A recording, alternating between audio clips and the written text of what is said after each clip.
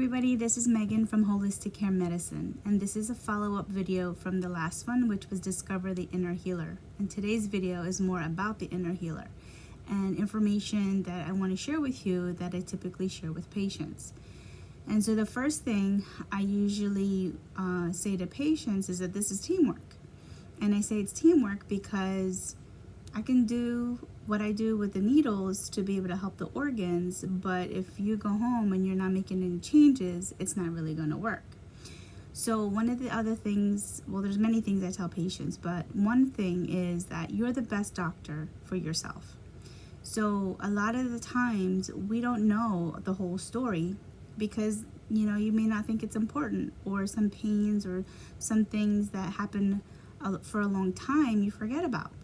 So a lot of the times when I do not consultations but follow-ups, you know, things shift and things change, and patients like, oh, I didn't, you know, something that's been happening for 10 years is finally not happening. And that's usually because, you know, the patient's doing what they're supposed to do and they're maintaining their acupuncture treatments for things to shift, to become more balanced. The key in that is that because the person is observant about themselves and what's going on in their body, they're able to become their own healer. So a couple things. So if you are the best person for your health, as long as you listen to your body and you take note and you're aware of what's going on. The second thing is connecting. Connecting is possible based on what you're eating, what you're thinking, and what you're doing. So if you think about vibrations and how you feel after you eat something, say like a cheesesteak or cake or pasta, you know, a lot of times people feel sluggish and tired, and that's telling you that it's not giving you energy, and it's not a high vibrational food in order to help you feel better. So, you know, as much as we say leafy green vegetables and, you know, fruits that aren't very sweet, there's a reason. So definitely connect by listening and feeling and observing how you feel after food you eat. And that will help you become a better healer for yourself, because then you can hopefully stay away, minimize, make different choices to be able to nourish your body. And when you start nourishing your body, things will shift. Things will become clear. Aches will go away based on what you're eating and how you're eating, and you're taking care of yourself. So the second thing is what you're thinking. You know, there is something about your words. Words are very powerful. We know that for a fact. That, you know, if there was a study done with 2 plants in a school, and one plant was listening to negative music the whole day. And I don't say negative, like they were listening to heavy metal, like very what's the word? I don't want to say negative music because a lot of people listen to it. I don't want to say low vibrational, but at the same time it wasn't uplifting and positive and light.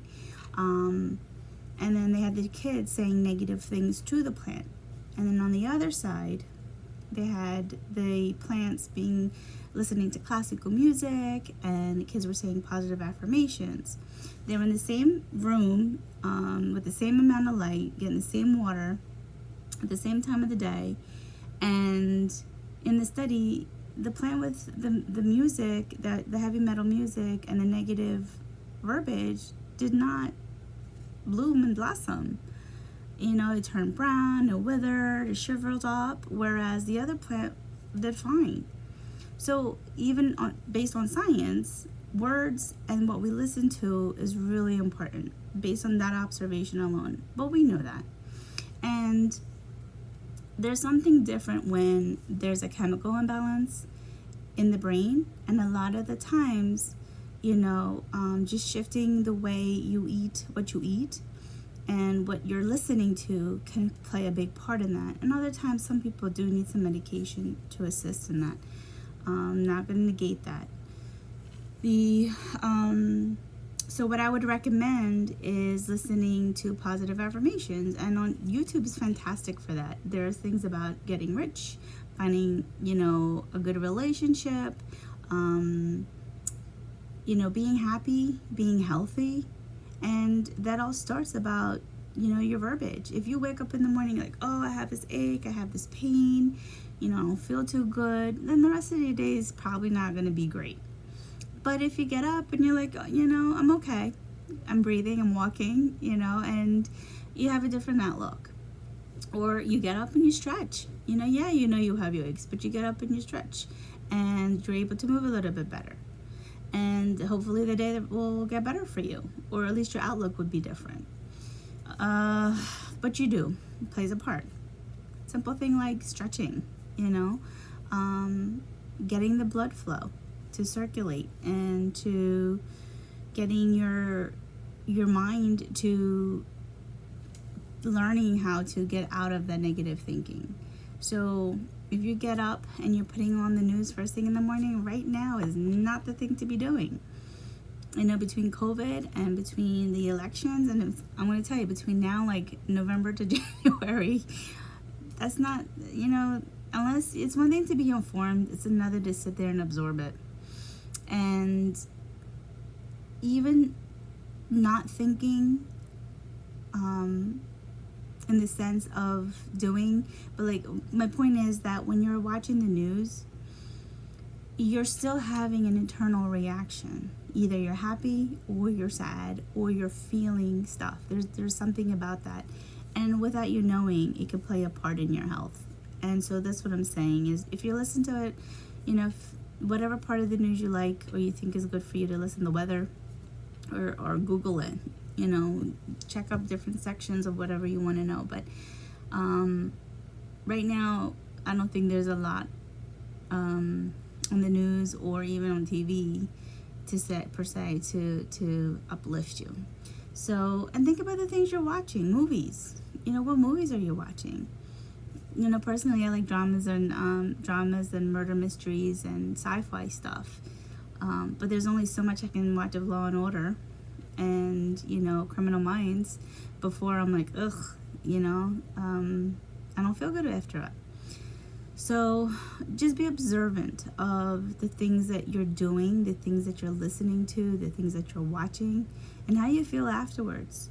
Because the more you learn how to identify the things that are not good for you, hopefully you'll be able to start making some changes. And I think change is hard for a lot of people. So one of the things I say to patients is that it's not about taking away, it's about adding in. So yeah, you like the news, watch it for 20, whatever part of the news you like to watch, and then change it to something later, or turn it off, read a book, listen to some good music, dance, stretch.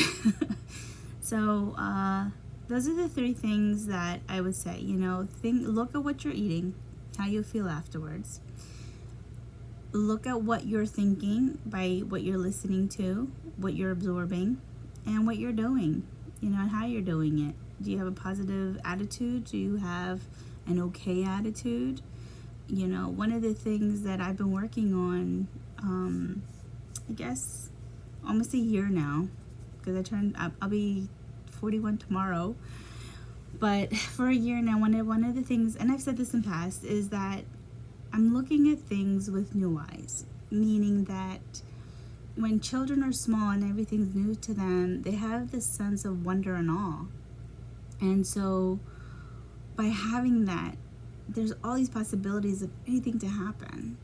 And so as I move forward, I want to look at everything with fresh eyes, and every day is a new day. Every time I meet somebody, it's wonderful, because, you don't really know who they are and how, you're going to be with them, but you hope that you can make a connection, and that you can touch somebody's life. Something small, like even when you're driving and I stop at a light and there's a car next to me, if I look over and the person looks at me, I wave, hi, it's not a lot, but it's enough that I'm happy with that. I'm good with that. It's better than looking over and being mean, or, you know, just sitting there and ignoring them. There's another being.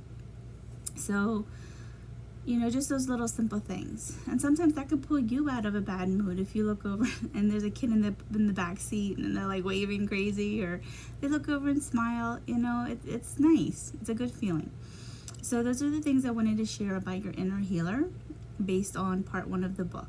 So we know for sure that by changing our gut and what we're putting into our gut will help to open up our connection. And so once that connection is opened, then we'll be able to see these things. And I just want you to have a conscious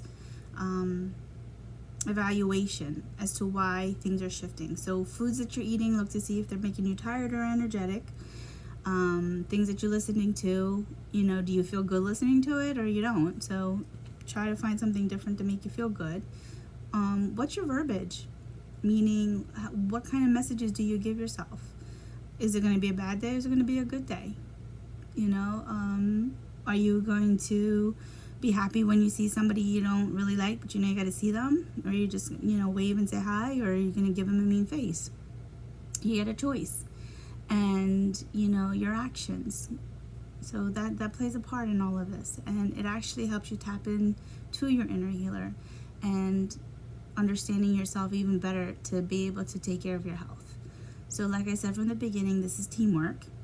And in acupuncture, I can, you know, put the needles in to help the organs, to help you help yourself, but you have to help yourself. Meaning, you know, you have to play a part and a role in your health.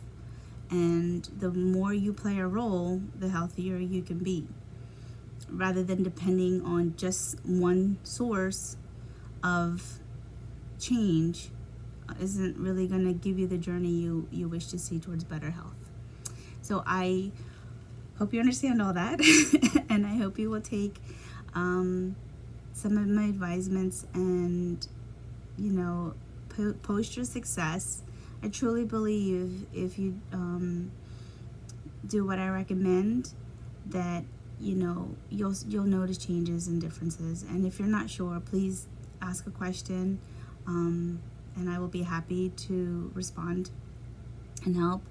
That is my goal, is to help people enjoy life. I can't, you know, as practitioners, we don't cure anything, but we do help people get better, and we help people. Our goal is to help people enjoy the time that they have, and that's a whole nother conversation in regards to life and death and fear. So maybe that'll be another video. But I wish you well, and I wish you happiness and joy, and, you know, a wonderful, wonderful day. Thank you for your time, and I will see you next video. Bye.